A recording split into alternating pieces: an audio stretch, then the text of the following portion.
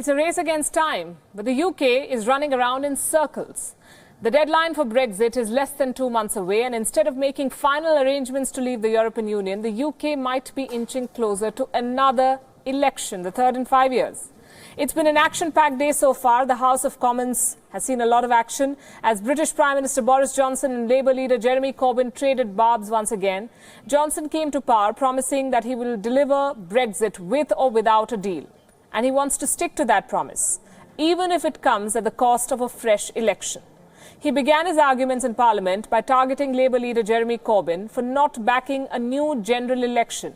He accused Corbyn of supporting a policy of deter and delay. Johnson had lost majority after 21 Tory leaders, his party leaders, including a number of former cabinet ministers, joined the opposition. Prime Minister. I tell you, Mr. Speaker, what our negotiating strategy is, and it is to get a deal by the summit on October the 17th and to take this country out of the EU on October the 31st, to get Brexit done.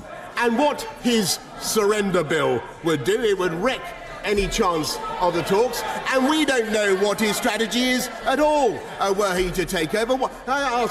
He's asking for mobs of momentum activists to paralyse the traffic in the name of his. What are they supposed to chant, Mr. Speaker? What is the slogan? What do we want? What do we want? Dither and delay. When do we want it?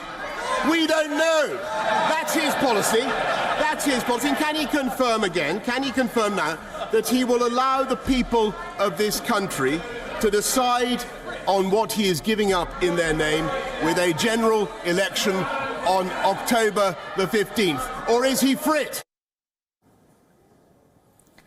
Meanwhile, the leader of opposition, Jeremy Corbyn, has said that the no-deal scenario needs to be taken off the table. MPs are debating on a bill that could block a no-deal Brexit. Opposition MPs and Tory rebels won a vote on Tuesday to let them propose this bill. If approved, it would mean that Boris Johnson will have to seek an extension to the 31st October Brexit deadline. If a deal had not been agreed with the EU, and instead of seeking an extension, Johnson is seeking to hold a vote today to approve an early election which could pit him against Labour leader Jeremy Corbyn. But that's not all that's been making headlines from the UK Parliament. British lawmaker Rees-Mogg was seen slouching and lounging on the front benches during this crucial Brexit vote.